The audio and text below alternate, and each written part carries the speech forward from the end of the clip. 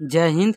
स्वागत है आप सभी का आपके अपने यूट्यूब चैनल अपना क्लासेस में। आज की इस वीडियो में हम लोग पढ़ने वाले हैं बिहार बोर्ड कक्षा 10वीं का एक इम्पोर्टेंट प्रश्न जो कि कई बार परीक्षा में पूछा गया है। तो वीडियो को पूरा देखना है। अगर वीडियो को पूरा नहीं देखिएगा तो बाद में रोइएगा, पछताइएगा। तो वीडियो को पूरा देखना है क्योंकि कई बार ये प्रश्न परीक्षा में पूछा गया है। क्या प्रश्न क्या है आपका कि ओम का नियम क्या है, इसका सत्यापन करें। ओम का नियम क्या है, इसका सत्यापन करें। कई बार परीक्षा में पूछा गया है, तो आपको वीडियो को पूरा देखना है। आपका उत्तर हो जाएगा ओम का नियम लिख देना है आपको और डैश दे देना है। यदि किसी चालक की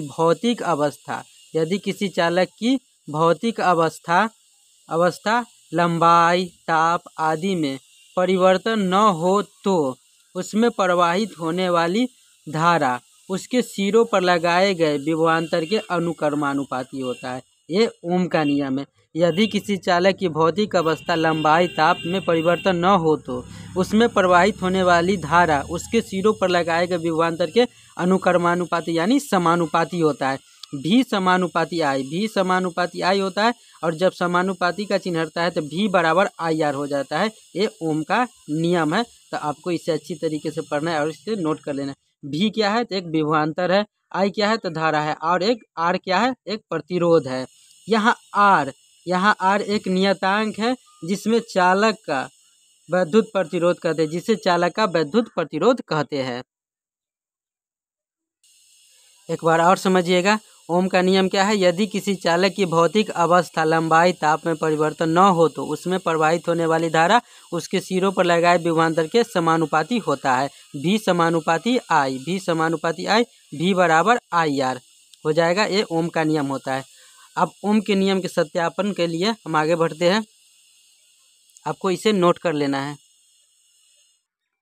अब आगे आपको लिखना है ओम के नियम का सत्यापन और डैश दे देना है। ओम के नियम के सत्यापन को सत्यापित करने के लिए एक शुष्क सेल, एमीटर, एक वोल्टमीटर, एक स्विच तथा एक नाइक्रोम तार के टुकड़े को लेते हैं तथा निम्न चित्र के अनुसार इसे सजा देते हैं। ओम के नियम के सत्यापन के लिए क्या क्या आवश्यकता होती है, तो एक शुष्क सेल, एक एमीटर, एक वोल्टमीटर, एक स्विच तथा एक नाइक्रोम तार की आवश्यकता होती है और इसे इस तरह के चित्र के अनुसार इसे सजा देते हैं। तो आपको इस तरीके से आपको चित्र बना देना है। पूरे चित्र को अच्छी तरीके से बनाइएगा तभी आपको पूरा नंबर मिलेगा। इसमें इसी प्रकार से बनाना है। इसमें भी क्या है, इसमें भी लगाया गया है। भी क्या होता है तो विभवांतर होता है। ये दो बीज के सिरों के धारा को मापता है। ये दो बीज के सिरों के विभवांतर को यानी धारा को मापता है। विभवांतर दो बीज के सिरों के धारा को मापता है। और एमीटर जो होता है, एमीटर ये पूरे धारा को मापता है। एमीटर पूरी धारा को मापता है और विभवांतर जो होता है भी वो दो बीज के सिरों की धारा को मापता है। इसमें यहाँ पर एक नाइक्रोम तार लगा हुआ है पी क्यू के बीच। इसमें यहाँ पर एक बैटरी लगा हुआ है और यहाँ पे स्विच है। जब स्विच को ऑन किया जाता है तो धारा प्रवाहित होता है। तो एमीटर धारा को मापता है और विभवांतर दो बीज के धारा को मापता है। तो इस प्रकार से आपको चित्र बना देना है और आगे लिखना है। तो आगे बढ़ते हैं हम आगे की ओर। इस प्रकार से अच्छी तरीके से आपको चित्र बना लेना है। चित्र बना लेने के बाद आपको आगे लिखना है, जब दाब कुंजी को दबाकर बैटरी से धारा प्रवाहित की जाती है। जब यहाँ से स्विच को दबाकर बैटरी से धारा प्रवाहित किया जाता है तो आमीटर ए से धारा का मान तथा वोल्ट मीटर से विभवांतर धारा का मान ज्ञात किया जाता है। आमीटर ए से धारा का मान तथा वोल्ट मीटर से विभवांतर का मान ज्ञात किया जाता है। अलग अलग स्थितियों में आमीटर से धारा का मान तथा वोल्ट मीटर से विभवांतर का मान ज्ञात किया जाता है।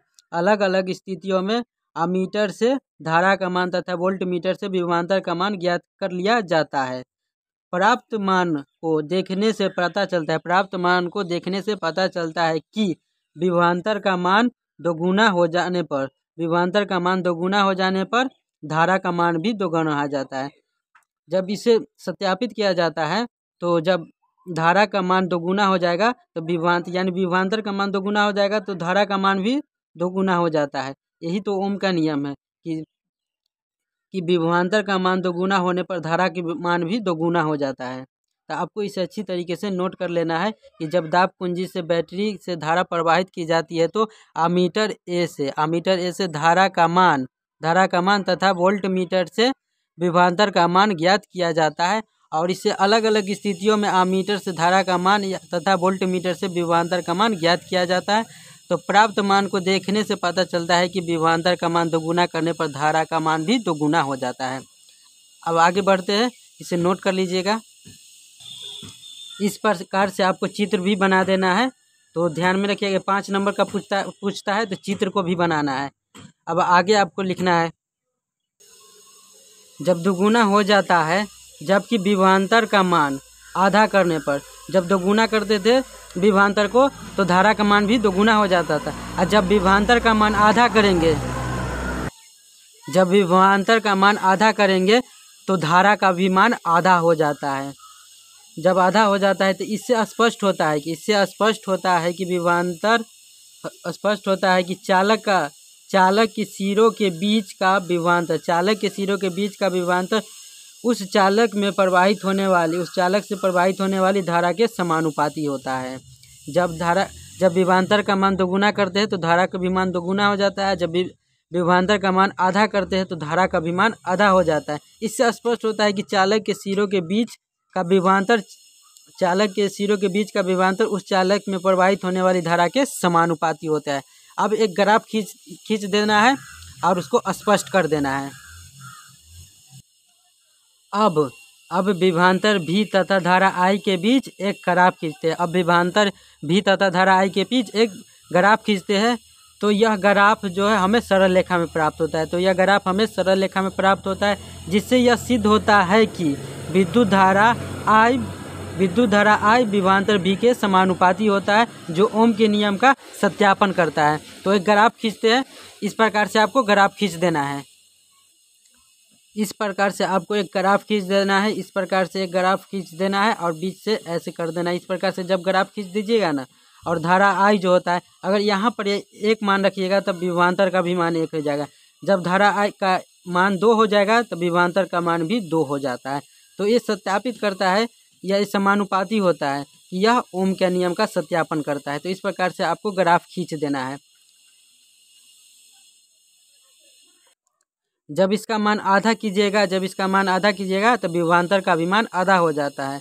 तो यही होता है कि विद्युत धारा I विभवांतर V के समानुपाती है, यानी इसका मान 2 गुना हो जाएगा तो इसका भी मान 2 गुना हो जाता है। इसका मान आधा हो जाएगा तो इसका भी मान आधा हो जाता है, यानी धारा I विभवांतर V के समानुपाती है। यह ओम के नियम का सत्यापन करता है। तो आपको इस तरीके से ओम का नियम का सत्यापन कर देना है। आपको पूरे नंबर 5 नंबर में पूछेगा और इस प्रकार से आप लिखिएगा तो आपको पूरे 5 नंबर मिल जाएगा। इसके लिए हमारे चैनल को आपको सब्सक्राइब कर देना है, क्योंकि हम रोज़ आपके लिए ऐसे ही वीडियो लाते रहते हैं। तो सब्सक्राइब कीजिएगा तभी तो मेरा वीडियो आप तक पहुँचेगा। तो सब्सक्राइब ज़रूर कर दीजिएगा, क्योंकि रोज़ हम आपके लिए ऐसे ही वीडियो लाते रहते हैं, जिससे आपकी तैयारी और भी ज़बरदस्त हो जाए और आप अच्छे अंक ला सकें। तो चैनल को सब्सक्राइब कर देना है और वीडियो को लाइक कर देना है। मिलते हैं नेक्स्ट वीडियो में। जय हिंद।